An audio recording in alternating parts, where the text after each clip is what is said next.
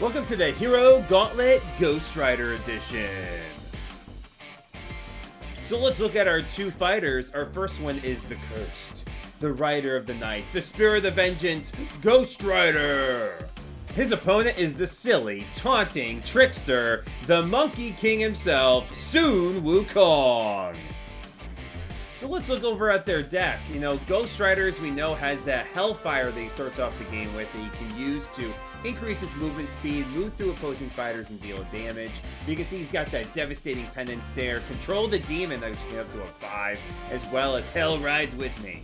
Sun Wukong can deal damage to himself at the start of his turn to create a clone, and any of his cards can be used by Sun Wukong or his clones, including Phoenix Form to heal, Ox Form to deal damage, as well as that Sly Monkey to bring more clones onto the board.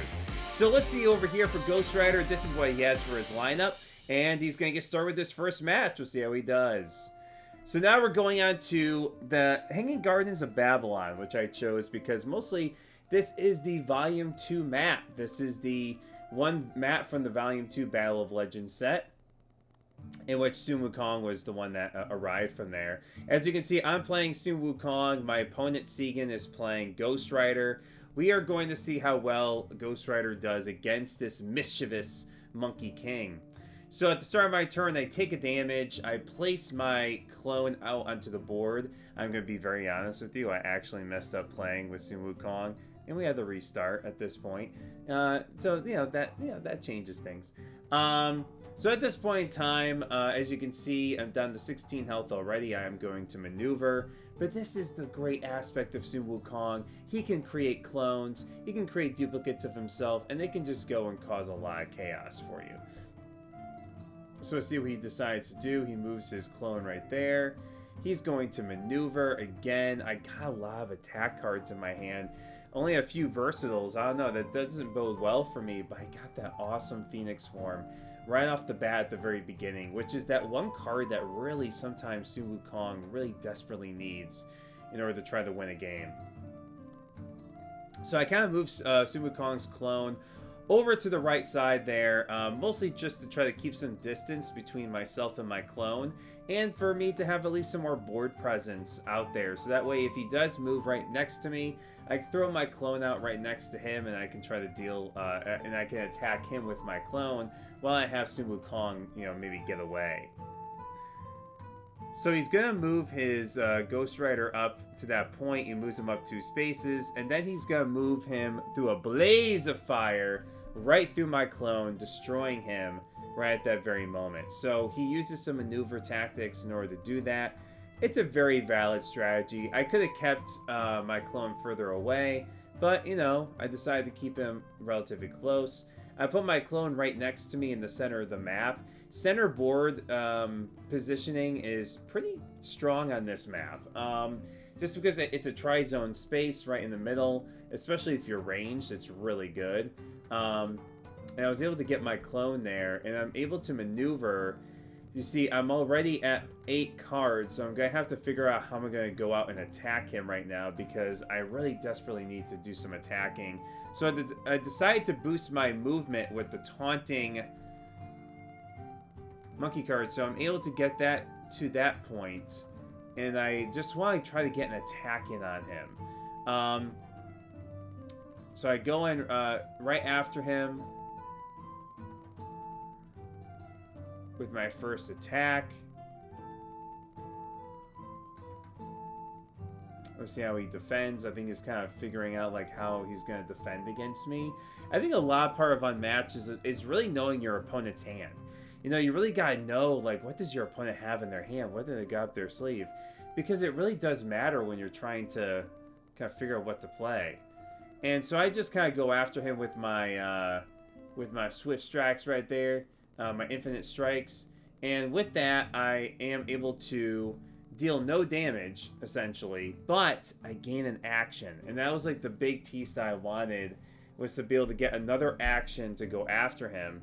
I was thinking of Wily Fighting. I was thinking of some other sort of abilities to deal an instant damage to him if I wanted to. Wily Fighting for a clone is decent on attack. It's terrible on defense, because typically your clone's not going to survive a hit from your opponent, and they're probably gonna, you know, relatively hit you with something that might kill that clone. So, you know, wily fighting is not the best defense to use with a clone, but, you know, it's something.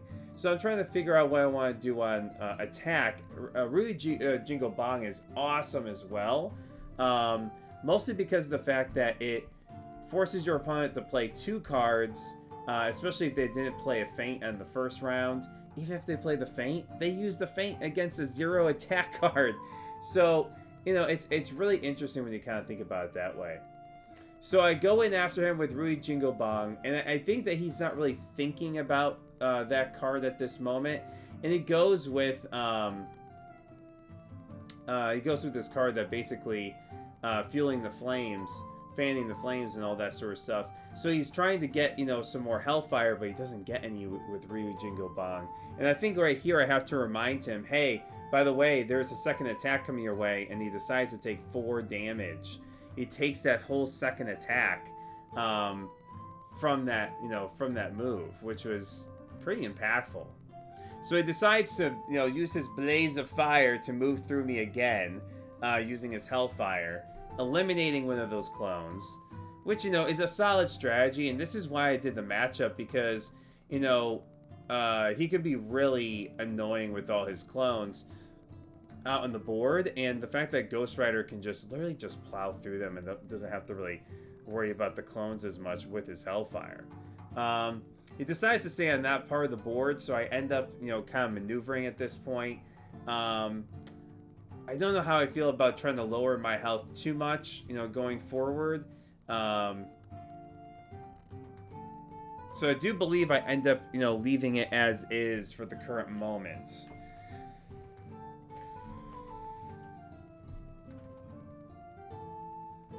And I decided to move up towards this other spot right up here.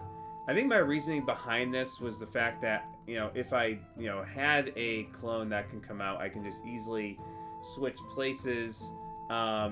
He would literally be forced to use his hellfire to come up there and try to deal damage to me. That's essentially what I wanted him to do. Like, I've been trying to stay 4 spaces away from him, just so that way he can't hit me with his first maneuver. You know, he would have to be forced to maneuver and then maneuver again, which is kind of wasting an attack for him. Even though he's dealing 1 damage to me, you know, it doesn't have, like, a tremendous impact on Sun Wukong, especially with that Phoenix form in hand. I'm going to be able to regain a lot of that health. So let's see what he's going to be planning on doing here. He's kind of figuring out, like, you know, what should I do? Should I go right up next to you and try to attack you? Should I do something that I can, you know, move afterwards to get out of the way? Because, you know, it does have a lot of value considering that I would get +1 to my attack if he's right next to me.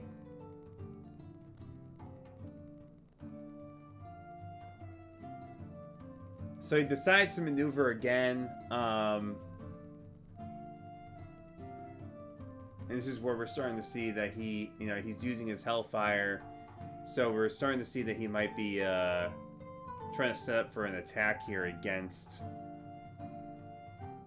Sun Wukong. He goes right up there at the base of those stairs.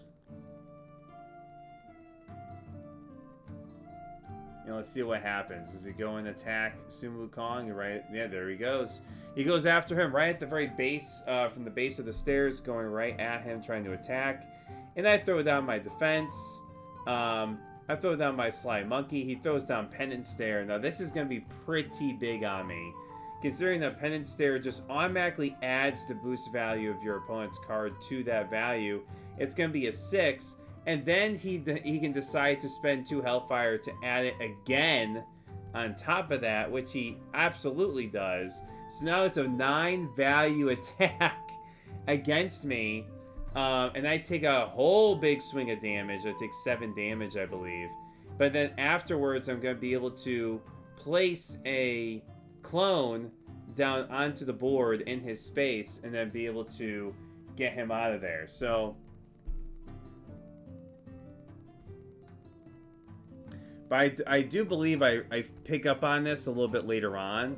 I end up using that one damage, but I think in just a moment I am going to pick up on the fact that I was supposed to move Sun Wukong with the effect on the Sly Monkey.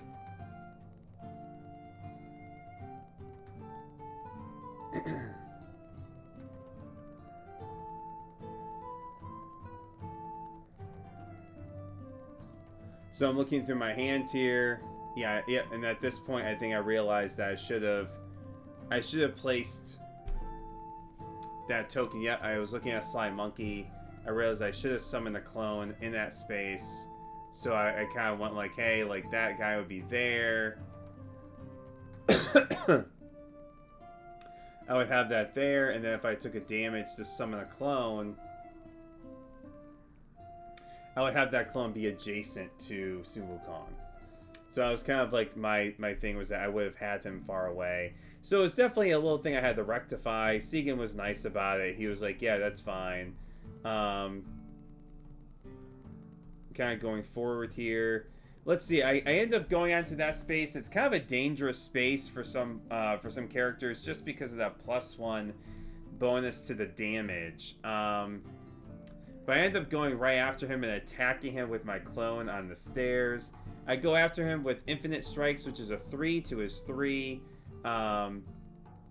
He's able to block it, but I don't think he's able to gain any Hellfire from that because he did start his turn in the same space. And I go after him again with another attack. And I think at this point he's kind of contemplating what to do, and I give him a nice big 8 damage, which was huge for me at this point. So it was 8 damage that I did deal to him. He should be at 4 right now. I think it might say 5 on there, but he's supposed to be at 4. He ends up playing Chains of Hellfire to give himself fully 5 Hellfire at that point, and then, you know, just starts to maneuver and gets rid of one of my clones. I decided to take a damage with one of my clones here, and now that we're actually pretty close in health, this is, you know, quite interesting in this part too. But now with my first action, I'm kind of contemplating what to do. I decide to maneuver. I get another Sly Monkey, which is really good. But now I gotta figure out what to do with my clones here.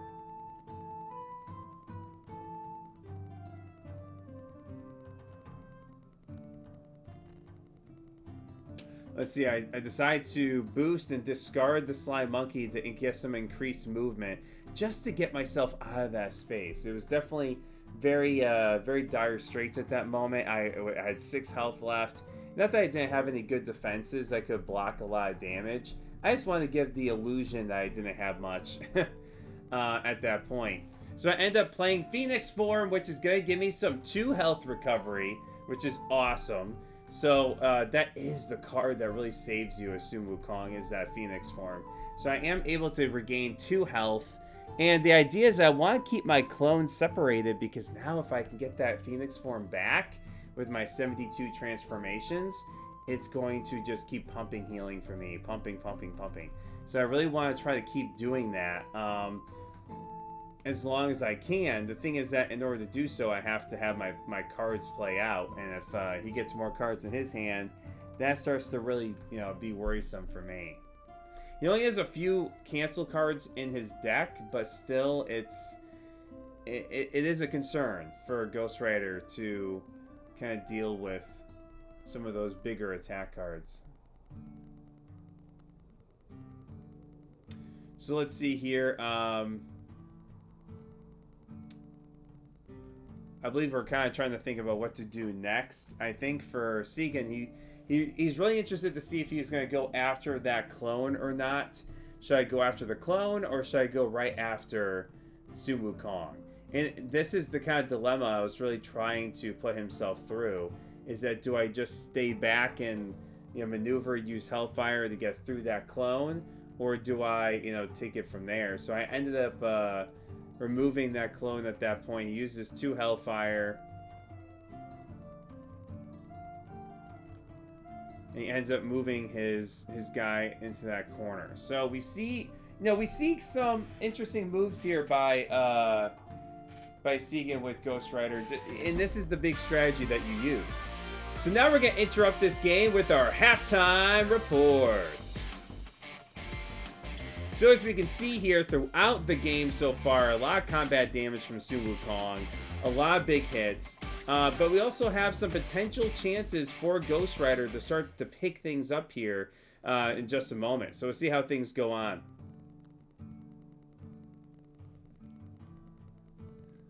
So as we see, I'm able to take a damage and place Wukong and his clone right next to me in that spot. We're about halfway through the game. It's relatively close right now. It's like 3 or 4 to 7, something like that. Yeah, there we go. And I am able to maneuver Wukong and his clone just to try to keep them separated, because remember, with Phoenix form, it actually benefits you more to have the more clones alive at that point in time.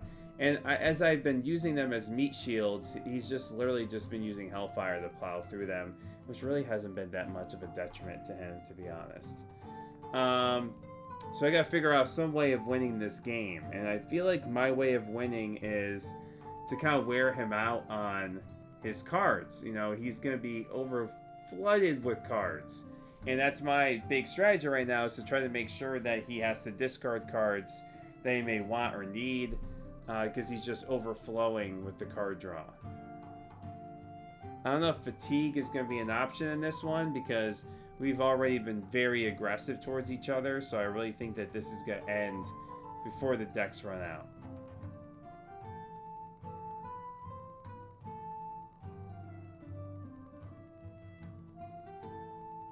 So let's see here. I believe we're kind of contemplating what to do in this moment. As you guys can see, Segan's kind of, putting some puzzle pieces together, trying to figure out what to do with Ghost Rider. It is kind of tough, because Ghost Rider doesn't have many great defenses.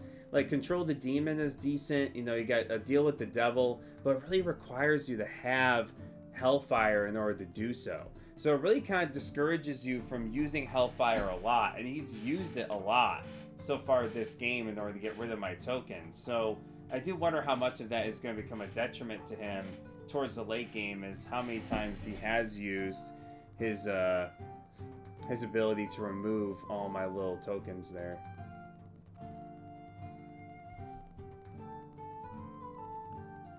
So we're gonna see here. So he kind of moves up from that corner. He's able to move up right next to me.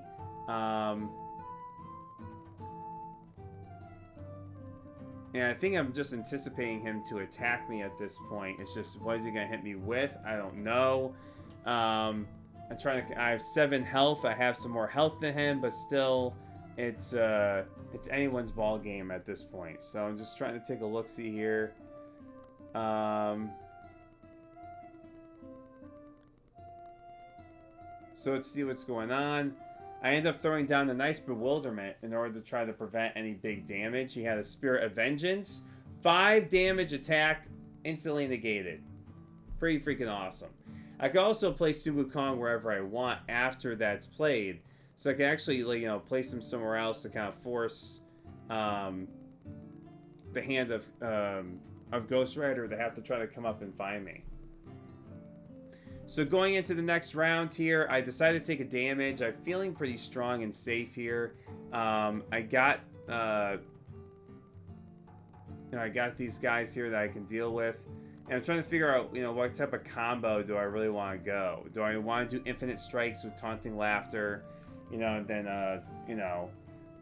Ryu Jingo Bong? There's like a lot of great combos you can do with him if he's right next to your opponent. So I decided to boost my maneuver with the Taunting Laughter just because of the fact that it doesn't... I don't know. I feel like Taunting Laughter is decent, but it could be one of those cards that's more of a detriment to you than helping you. So let's take a look-see here.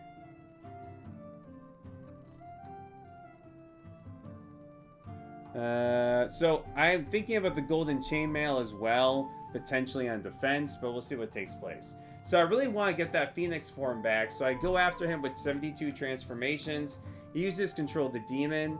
I'm able to get Phoenix form back into my hand, which was really useful. And then I kind of throw 72 transformations back there. And that's pretty much how that, concurs with my my previous statement there. So now Ghost Rider is going to go after me. Since I'm just right next door, he's going to go after my clone. Kind of contemplating how to handle this. Because wily fighting is only good if there is... and even Golden Chainmail. Those cards are both good if the guy survives. So let's see what happens here. So we got Blaze of Glory and the Rebirth. So wily fighting. So now let's see what's going on here with how this interaction is going to take place. Now Blaze of Glory is a pretty awesome card, but the thing is you're dealing damage to yourself in the long run.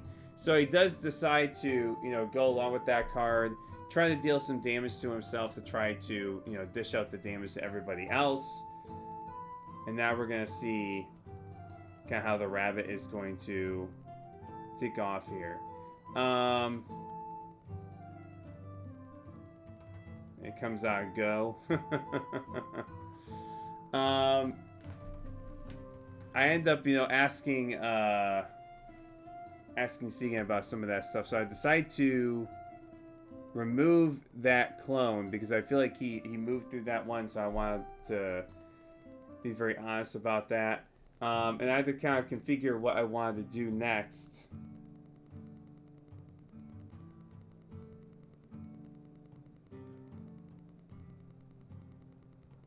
So I think what I'm trying to do is figure out how am I going to maintain the survival aspect, because Ghost Rider does have some big attack cards. Like I know there's another Penance there and there. He's definitely got a few more Spirit of Vengeance. So I just really want these guys to be my meat shields right now and just try to see if he's gonna kind of rush right after me. But he decides to go after my clone, and keeps going after my clones here and there. But right now I'm having my clone attack him. So we'll see how well my clone does against him. So now I go after him again. I got Ox Form. This is a really big, beefy attack against his Control the Demon. And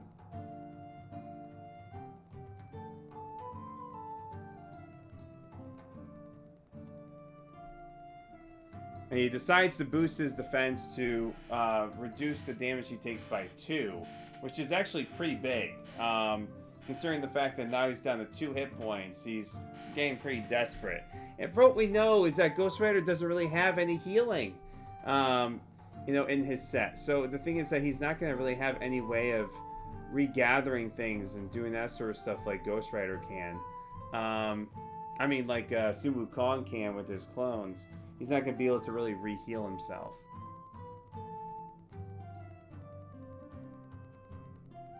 So let's see here. I have,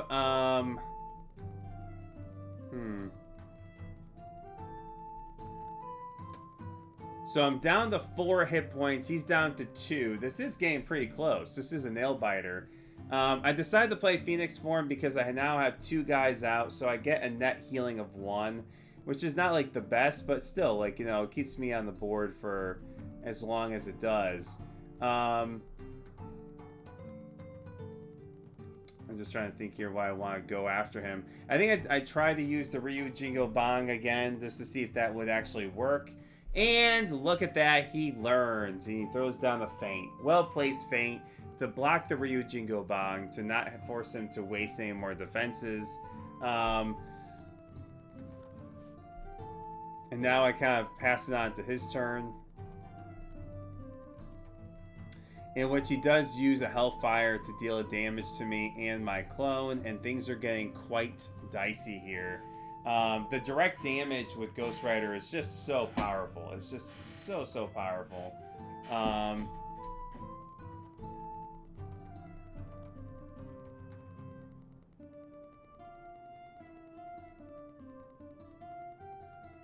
And now he moves Ghost Rider to the center of the map. This is quite interesting considering that like Ghost Rider has access to a lot of the map just from the center piece if he uses a Hellfire. So it kind of gives him some of that board presence as well to be able to reach anybody if he needs to from where he's sitting. He's kind of sitting and looking around, that sort of deal. Now, Sun Wukong, on the other hand, I'm literally just trying to stay alive, and I think one of my biggest elements of staying alive is trying to separate my clones from me as best as possible to try to lure him to attack the clones instead of attacking me. This is not attack of the Sun Wukongs, it's attack of the clones. Attack the clones, it's their fault. It's their fault. So as you guys can tell here, we have quite a bit of a pickle here. I really desperately need to get some better attack cards in order to try to get that stuff taken care of. I believe I do have a 72 transformations there to potentially get another healing boost. Yeah, I'm trying to do the best I can with protecting my, if you want to call it like play star or whatever it is, my star locations. Just because it's,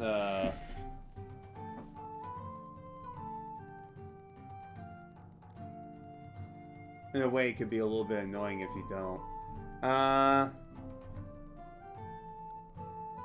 So let's see here.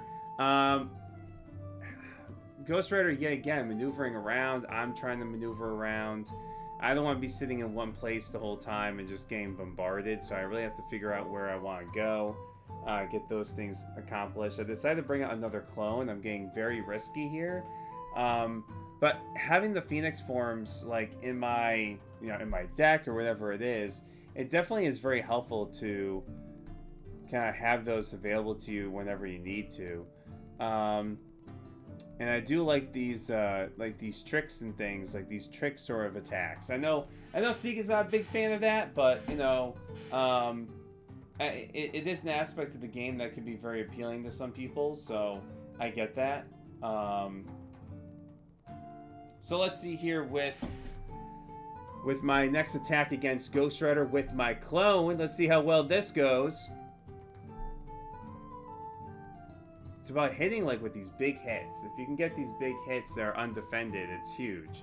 And with Sun Wukong, you really can't take the advantage of being like, oh, you're the sidekick. I know all the cards that you can play off the top of my head. You really don't with Sun Wukong. Sun Wukong's got a bunch of different cards that he can throw out at you, and it becomes increasingly difficult to understand. So I ended up having him waste kind of that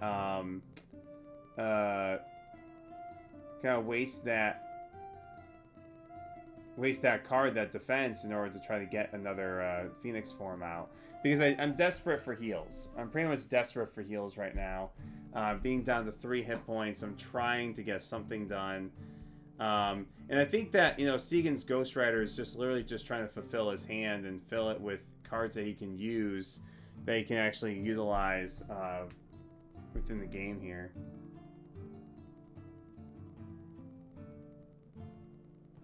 Alright, so he's able to move right through that clone, which is, obviously a pain in the butt. But he's going to move right through that clone. He's going to get right up next to me. He's going to attack, I believe. And before he does, I think he does Hell Rides with me, which can actually move me as well. So this is a kind of a big problem, is that I get moved around as well. But it can also be a kind of blessing in disguise too, because it might place you in a spot that you really, really want to. But he ends up leaving me where I am right now. Kind of does it just to try to get some rage and stuff like that there for free. And then I put that Golden Chainmail down. That's right, I put that down. And I defend against the Spirit of Vengeance, which is actually useful with the Golden Chainmail. I deal a damage back to him. So now he's going to take a damage back. He's down to 1 health. I have Ghost Rider down to 1 health with Sun Wukong. Now this is where Sun Wukong, like, flourishes. He flourishes against those big damage dealing attackers, like a Dracula, like a King Arthur, like those big guys there. And with that big mighty Spirit of Vengeance, I was able to dish a damage back, and not really, you know, he wasn't really able to get much done from that point forward either. So with that said, I am able to play some of my schemes in order to gain some health. I'm able to attack yet again right back at him. And now we start seeing, oh, infinite strikes against a Deal with the Devil. Now, Deal with the Devil was really preparing for another Ox form, because I know that's a big defense card for Ghost Rider. That's really helpful against the big attacks that he can take. But sadly, he didn't get the reaction that he was hoping for. So I end up actually boosting my maneuver with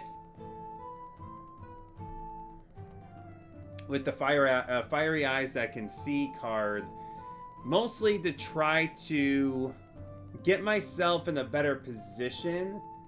Right there doesn't seem so great. I feel like I feel like I was like, oh wow, this is awesome. Yeah, I kind of grouped up some of my characters there, my clone and my hero. So we can kind of see here that I think what I was trying to think of doing was so that way he couldn't get both of us with one maneuver with the Hellfire unless he used his second maneuver in order to do so. So I'm kind of forcing him to try to use his second maneuver to try to go after me. So hopefully this goes well for me at this point. Let's see.